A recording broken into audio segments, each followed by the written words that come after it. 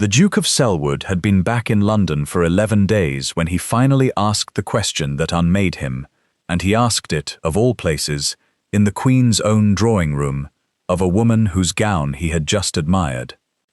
It was the first great crush of the season, and Alexander, Duke of Selwood, 31, polished to that particular high finish that only generations of consequence can produce, was doing what he did beautifully, which was moving through a glittering room, being agreeable to everyone and attached to no one.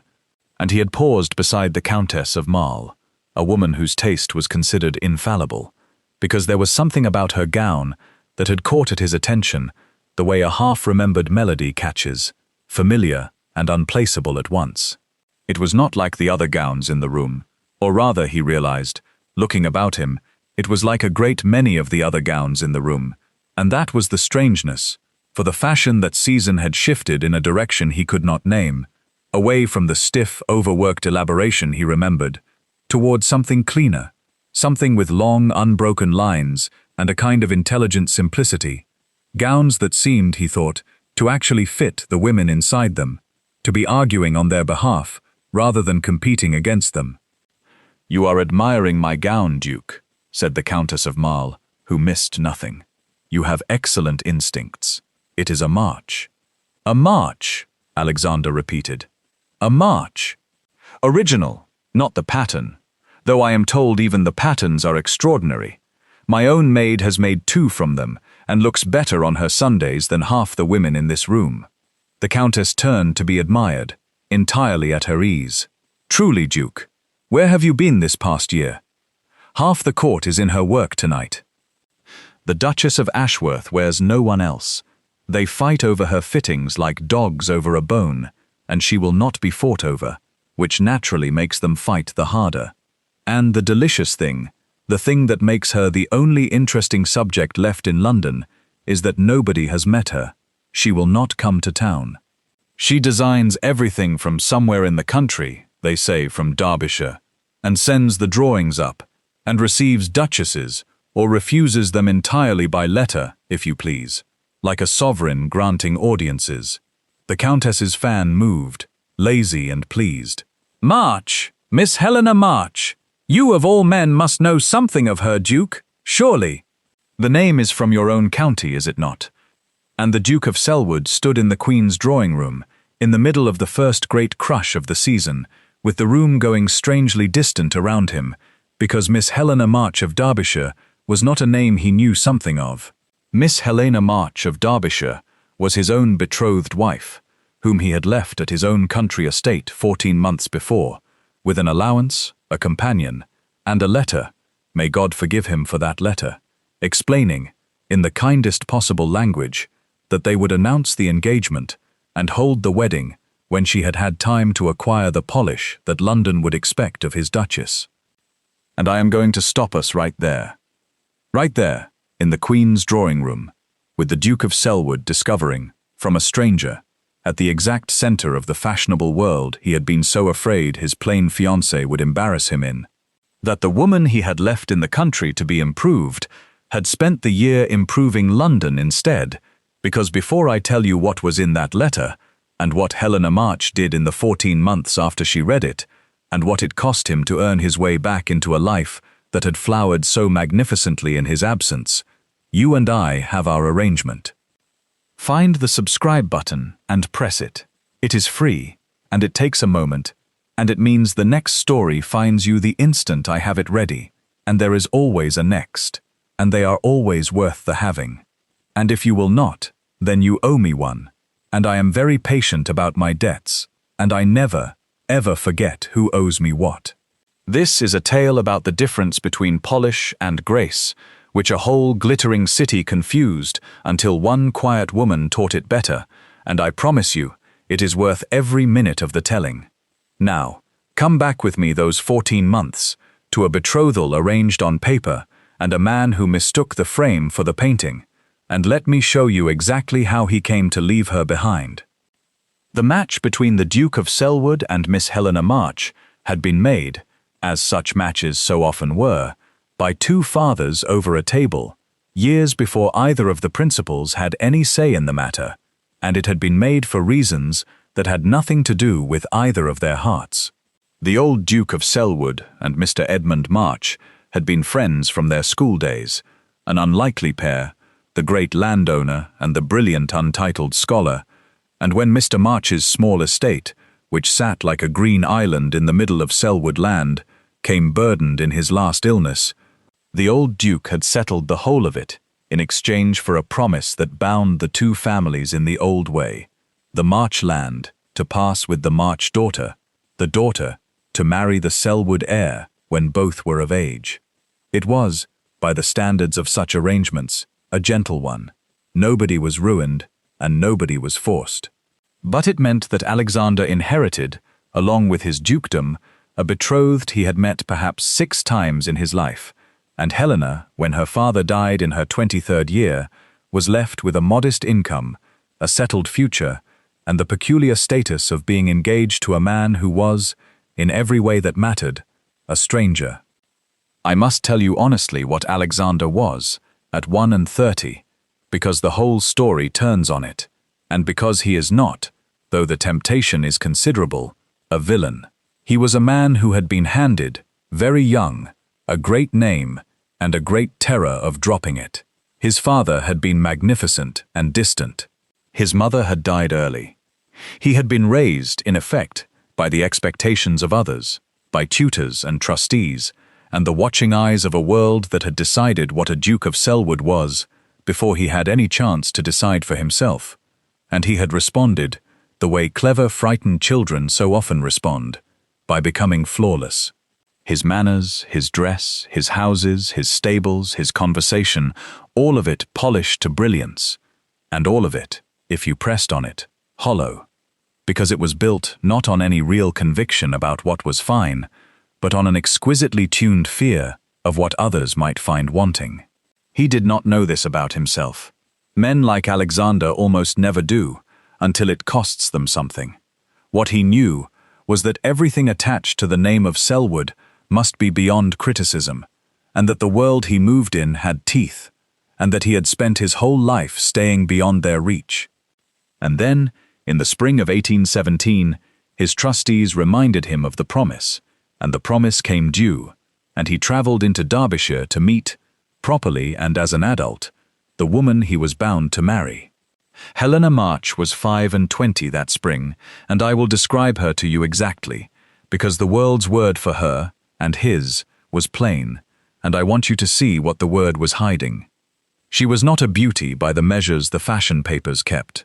Her features were strong rather than delicate, her figure sturdy rather than willowy, her colouring the unremarkable brown of English autumns, and she dressed, on the income of a scholar's daughter, in gowns made over by her own hand, which no one in her village had ever looked at closely enough to notice were the best-made garments within 40 miles.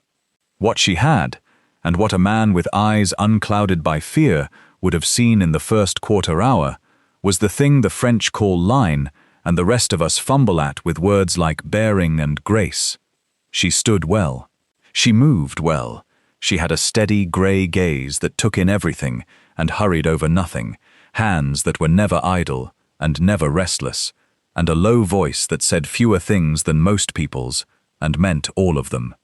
Her father, who had adored her, used to say that his daughter was like the best prose, nothing for show, everything for use, and beautiful, the way a bridge is beautiful, if you had the wit to look at what it was doing. Alexander did not have the wit. That is the plain, sad centre of this story's first act, and I will not dress it up. He came into Derbyshire carrying London in his head, and he looked at Helena March, across her aunt's small drawing-room, and he did not see the line, or the steadiness, or the best prose. He saw a plain woman in a made-over gown, and he heard, in the same instant, with the terrible clarity of the deeply frightened, the exact voice in which Lady Corinna Maybrook and the rest of his glittering set would describe her. And I must tell you that the voice in his head was not invented, for it had already spoken once, aloud, and he had been present, and it is the nearest thing to an excuse he owns, so he shall have it in evidence. 2 years before, at a supper in town, The engagement being then a thing vaguely known and infinitely postponed, Lady Corinna Maybrook, the reigning wit of his set, a woman whose conversation glittered like frost, and nourished like it too, had turned to him over the sweet course, and said, with the smile that had made and unmade half the reputations in London, "Tell me, Duke, is it true you are promised to a little scholar's daughter in Derbyshire? How wholesome! You must bring her to town directly she is done with the sheep shearing. We are all famished for novelty, and I promise we shall be very kind." And the table had laughed, the light, easy laughter of people who have never once been the subject of it, and Alexander had laughed too. God forgive him, he had laughed too, and something in him had quietly resolved, under the laughter, that Lady Corinna Maybrook would never in this life be given Helena March to be very kind to. He told himself, then and for 2 years after, that the resolution was protective. It took him the whole of this story to understand that a man who hides a woman from mockery he has not the courage to answer is not protecting her. He is agreeing with it. So something in him flinched, that spring in her aunt's drawing room, so hard and so deep that he spent the rest of the visit being flawlessly, unimpeachably charming to her, which was his lifelong method of keeping the world at the exact distance where it could not cost him anything. Helena, for her part, watched the beautiful stranger she was promised to being charming at her for 3 days, and read him, I am sorry to tell you, like a page of large print. She had her father's eye, which was for structure, and she saw the structure of Alexander of Selwood with a clarity that would have terrified him, the fear under the finish, the way his smallest choices all bent toward an invisible audience, the way he never once, in 3 days, said a thing because he simply meant it. She did not despise him for it. That is important, and it is the difference between Helena and a colder heroine. She saw a man built exquisitely around an emptiness, and she felt, along with the hurt of being so plainly unseen, something that surprised her, which was a kind of pity, and under the pity, more surprising still, a kind of interest. There were 3 days of him being charming, and there was 1 hour, on the last afternoon, when it rained and the performance lapsed, and he stood at her aunt's window talking, almost absently, about his land, the drainage and the tenants, and a wood his father had planted that he could not bring himself to cut, though the timber money was wanted, and for that 1 hour his voice was different, lower and slower, and real, and Helena March listened to the real voice, and thought, there he is. That is the man under the Duke. If he ever chooses to live in his own voice, he will be worth the promise our fathers made. And then the rain stopped, and the performance resumed, and 2 weeks later, from London, came the letter. I will give it to you almost whole, because its cruelty is of a particular kind, the kind that wears kindness like a coat, and I want you to feel the exact texture of it, as she did. He wrote that he had returned to town with the happiest impressions of their meeting. He wrote that he was more than ever sensible of the honor of the connection and the wisdom of their fathers.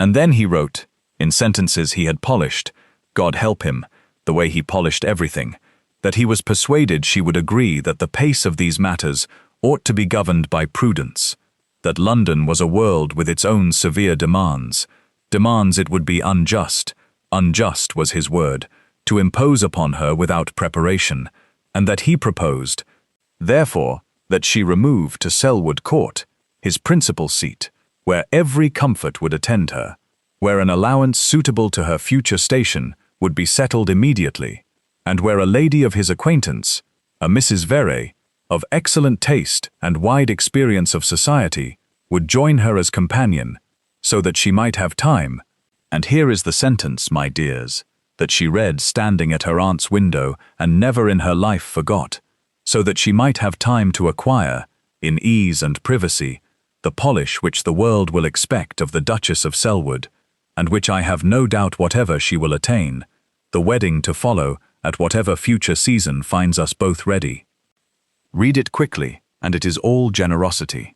Read it as Helena read it, twice, slowly, with her father's eye for structure, and it says what it says.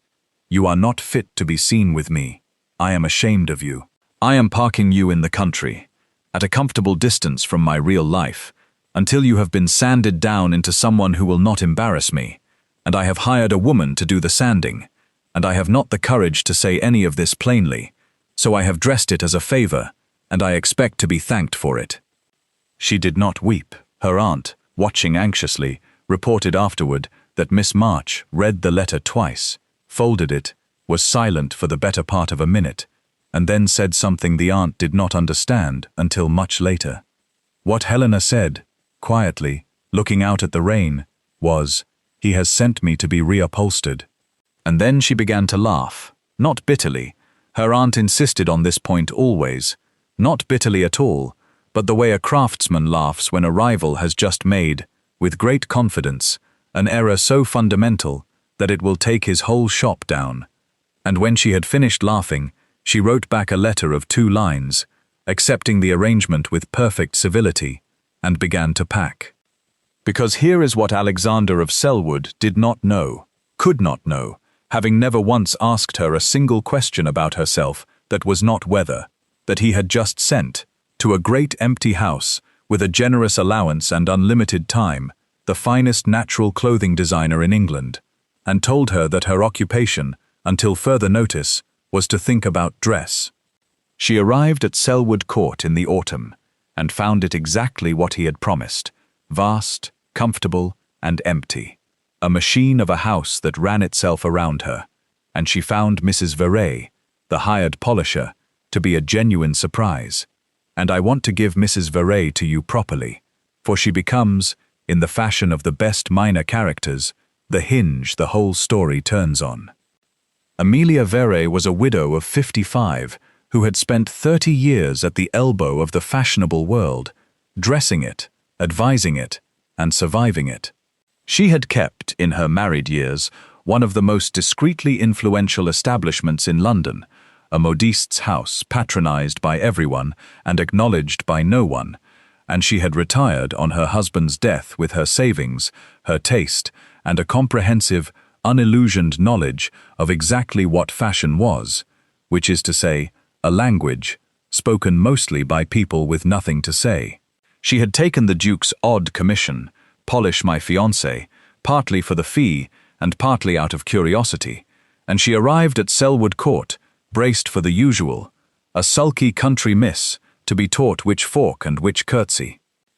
What she found, on the second evening, was her new pupil standing at a table she had commandeered in the disused still-room, taking apart, with a stitch-ripper and total absorption, one of Mrs. Verey's own London gowns, a gown that had cost more than a footman's yearly wage, and laying the pieces out like a surgeon. "May I ask," said Mrs. Verey, with commendable calm, "what you are doing to my gown, Miss March?" "Learning why it is dishonest," said Helena, not looking up. "It is beautifully sewn. The sewing is the best I have ever held, but the cut is lying. Whoever made it cut for the woman your modiste wished you were, not the woman you are, and then added 30 hours of trimming to distract from the argument. You are not that woman. You are this one." She moved 2 pieces, tilted a seam by perhaps the width of a finger. "There!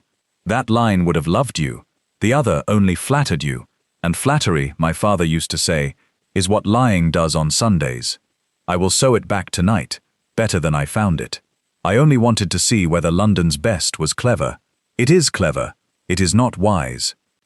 And Amelia Verey, 30 years at the elbow of the fashionable world, stood in a Derbyshire still-room, looking at the tilted seam, which was, she could see at once, and could never afterward unsee, exactly and devastatingly right, and understood that she had been sent into the country to polish a woman who could have taught cutting to every modiste in Paris, and she made, on the spot, the decision that earns her a place by my fire tonight. She sat down, and she said, "Miss March, I think we had better begin again, on honest terms. Tell me what you actually want, and I will tell you everything I know."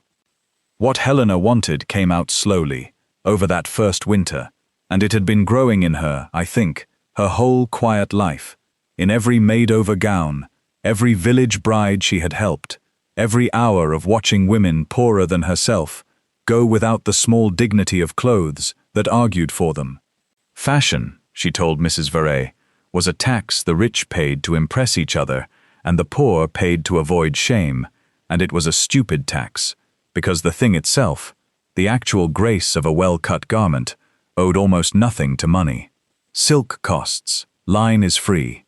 A gown that fits the body it is on, that is cut for the woman and not for the fashion plate, that can be made by any competent needle from decent cloth, will carry a blacksmith's wife into church with more true elegance than 50 guineas of London trimming, and nobody makes such gowns, because there is no glory in dressing blacksmiths' wives, and the women who might design them are all employed lying to countesses.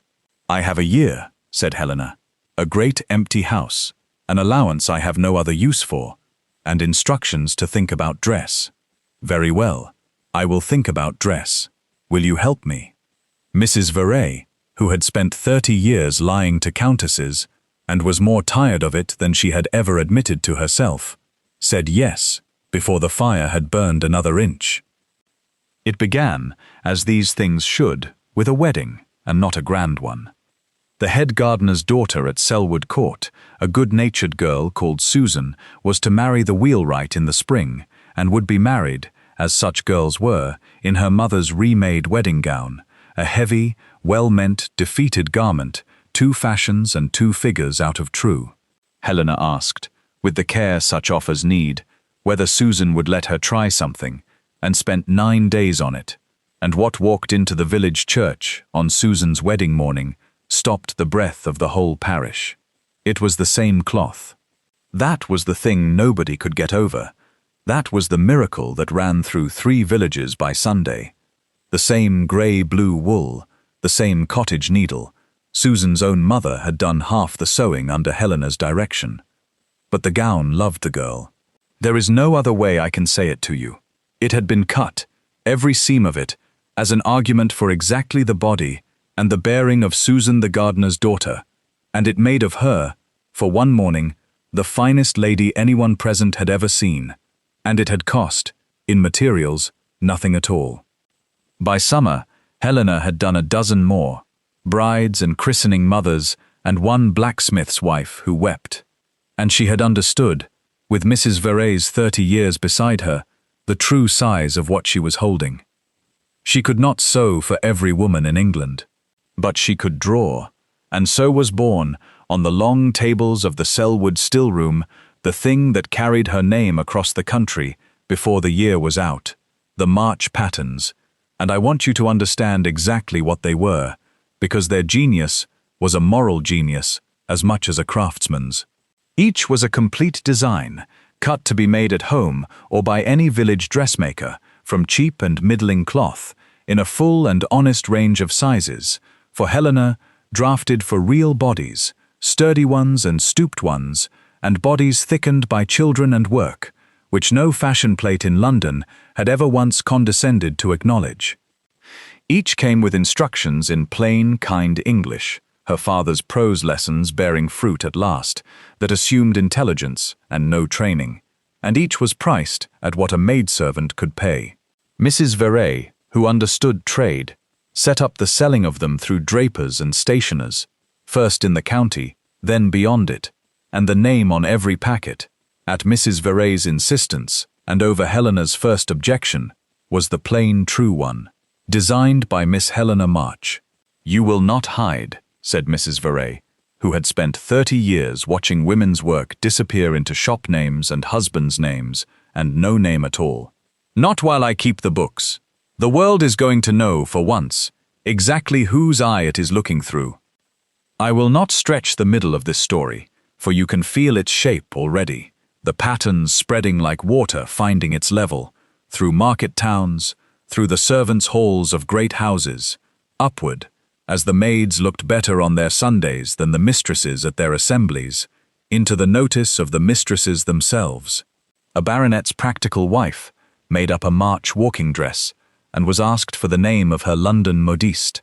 A viscountess wintering in the county came to the still-room, out of curiosity, and left, having begged, actually begged, for an original. By the second autumn, Helena was refusing more commissions than she took, on terms Mrs. Vere enforced like a dragon, the bespoke work priced at London's own absurd rates, every guinea of the profit poured into keeping the patterns cheap, so that the vanity of countesses subsidized the dignity of their kitchen maids, an arrangement Helena found so satisfactory that she once described it to Mrs. Vere as the only genuinely elegant thing she had ever designed. And the fashionable world, which can forgive anything except being bored, fell for the one thing it can never resist, which is a closed door. She would not come to London. She received or refused by letter. The great ladies who did make the pilgrimage into Derbyshire came back changed, and not only in their dress, and I will show you one such hour, that you may understand exactly what it was they came back changed by. The Duchess of Ashworth made the journey in the second autumn, a woman of 45, who had been the beauty of her generation, and had spent the 20 years since being expensively lied to about it. And she stood in the Selwood still-room on a grey afternoon, while Helena walked around her once.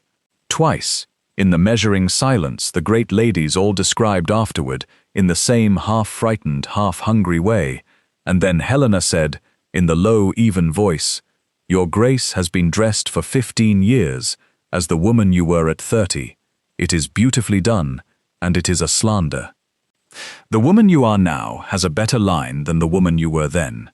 The shoulders have more to say, and the carriage is prouder, and I should like, if you will trust me, to dress her instead. But I must ask you to give up the whispering." The Duchess asked what whispering? "The trimming, Your Grace. The ruffles at the wrist, the lace at the throat, the sash that breaks you at the middle. It is all whispering, and what it whispers, every inch of it, is apology. You have been apologizing at the edges of every gown for 15 years, and there is not one thing about you that requires it. Stand plainer, and let the line speak. It has been wanting to say something proud about you for years." And the Duchess of Ashworth, who owned 6 houses and had not wept in public since her wedding, stood in a Derbyshire still-room, with tears standing frankly in her eyes, and wore no one else again for the rest of her life. And it was never, she told her daughters, entirely about the gowns. By that second autumn, Helena was refusing more commissions than she took, and by the spring season of 1819, the season our story opened upon, the March line was simply the way the best-dressed women in London looked. The little pattern packets had sold in the tens of thousands, and the name of the invisible designer in Derbyshire was becoming, exactly as the Countess of Marle would tell a frozen duke in the Queen's drawing-room, the only interesting subject left in town. Now you have the whole of it. Now let us go back to Alexander, standing in that drawing-room with the floor gone strange beneath him, and follow him home. He travelled into Derbyshire the next morning, alone, having slept not at all, and I want to be fair to him about what he suffered on that road, because it was not, to his credit, mostly embarrassment. Embarrassment was in it. The fashionable world would dine on this for a season. The Duke, who parked the century's genius in his spare house to teach her polish. But the thing that had kept him awake, the thing that sat on his chest through every mile of that long road north, was the letter.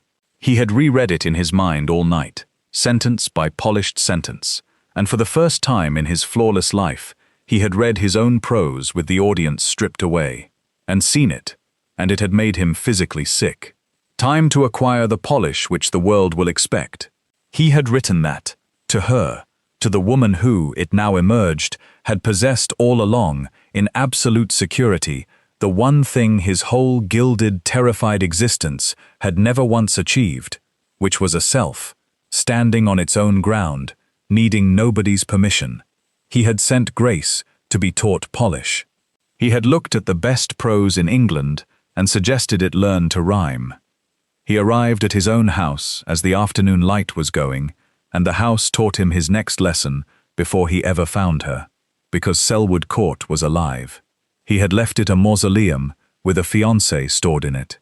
He walked into a working establishment, the old still-room wing glowing with lamplight and moving figures, long tables, bolts of cloth, 3 village girls carrying pattern packets to a waiting carrier's cart, a wall pinned deep with drawings, and everywhere an air of purpose so settled, so plainly of long standing, that he understood, standing unnoticed in the doorway of his own house, that he was the stranger here.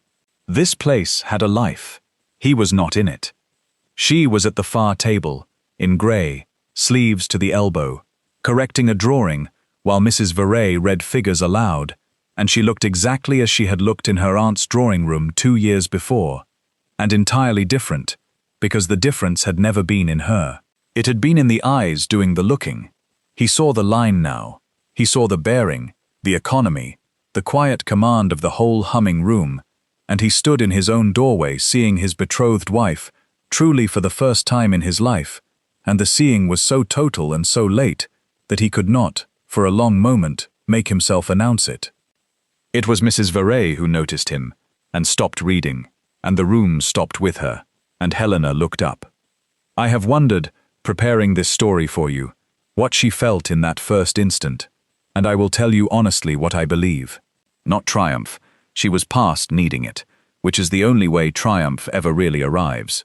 Not anger, though the anger had been real, and had been earned, and had been, in its season, magnificent fuel.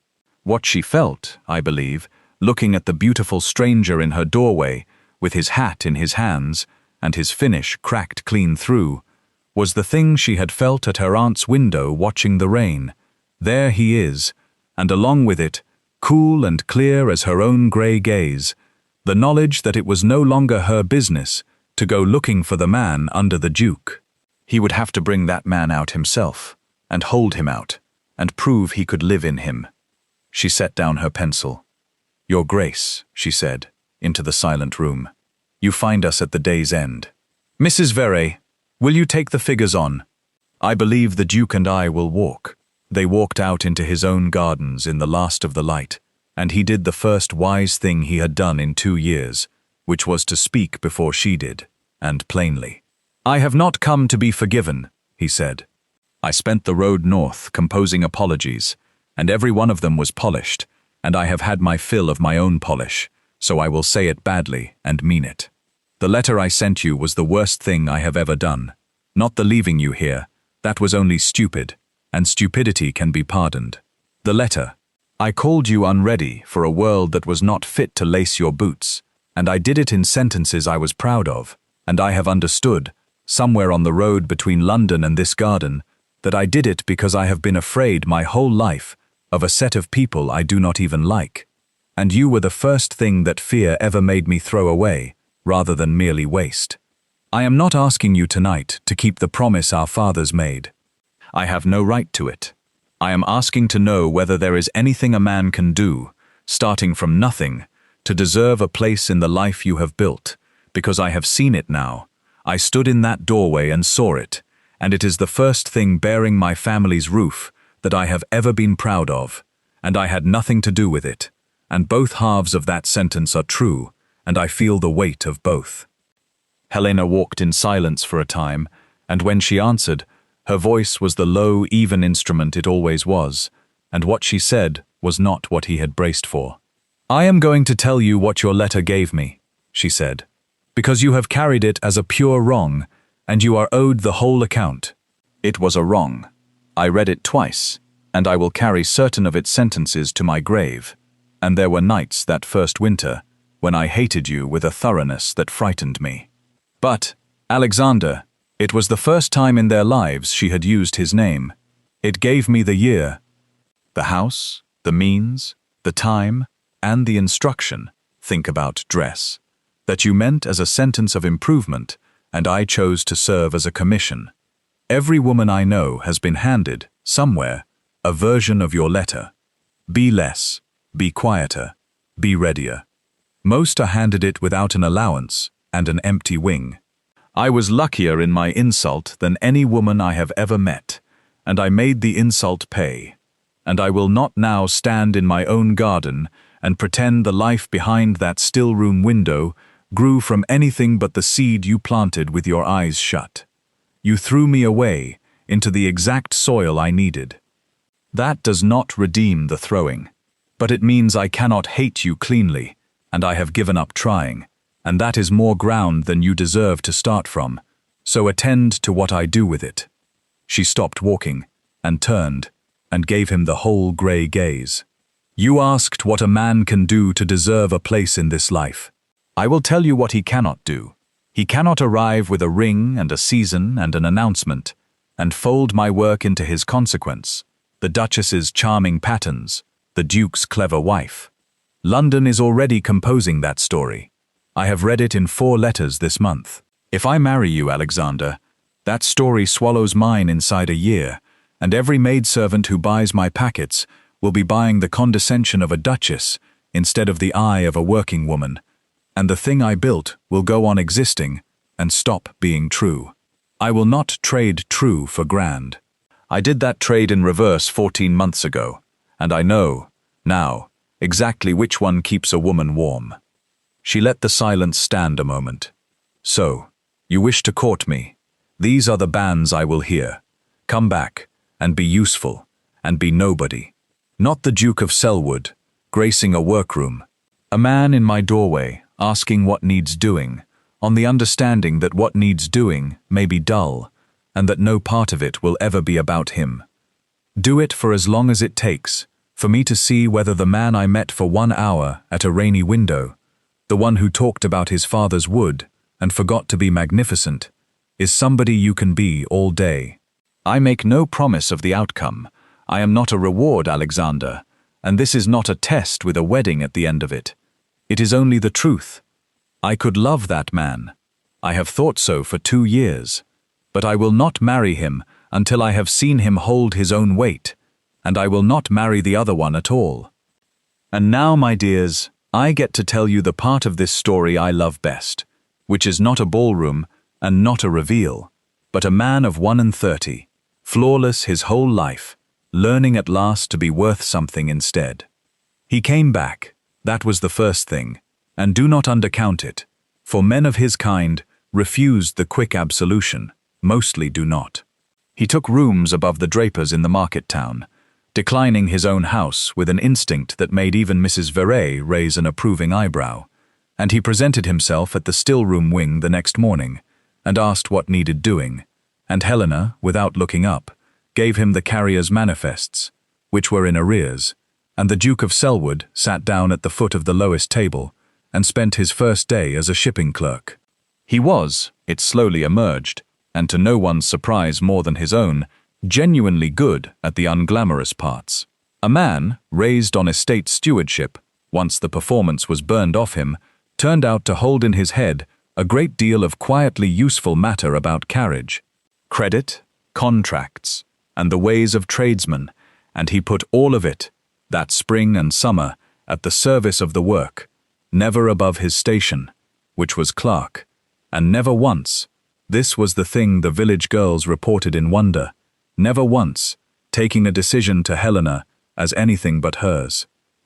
When a syndicate of London modistes, alarmed at what cheap Grace was doing to the price of lying, moved quietly to buy up the pattern plates and the printer's contract, meaning to bury the packets and keep the name for the couture, it was Alexander who caught the maneuver in the correspondence, and Alexander who broke it, and he did it, mark this, not with his rank, but with 3 weeks of patient clerk's work, securing the printer with a better contract, and the plates with a trust deed so sound the syndicate's lawyers gave up at the reading of it. And when Helena, going through the papers, saw what the deed actually did, which was place the patterns forever beyond anyone's power to make them dear, including, expressly, in black ink, beyond the power of any future husband of the designer, she sat with that clause a long while, alone, and Mrs. Verey, passing the open door, saw her reading it, and said nothing, and smiled all the way down the corridor. He stayed through the summer. He learned the names of every girl in the workroom, and the woes of every carrier on the North Road. He grew brown and easier, and the finish wore through to something plainer and vastly better, and the hour at the rainy window stretched, week by week, into whole days. And Helena watched it happen with her craftsman's patience, checking the work as it settled, the way she checked a seam, not hoping it true but testing it true.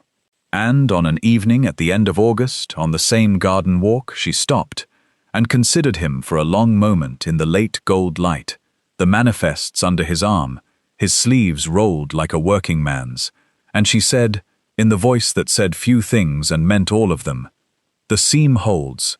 I have looked for the lie in it all summer, Alexander, and it is not there.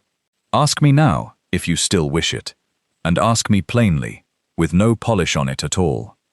The Duke of Selwood, standing in his garden with the day's shipping under his arm, asked his own betrothed wife of 2 years to marry him in 11 words, none of which I will give you, because he stammered 2 of them, and she counted that in his favor, and her answer was yes.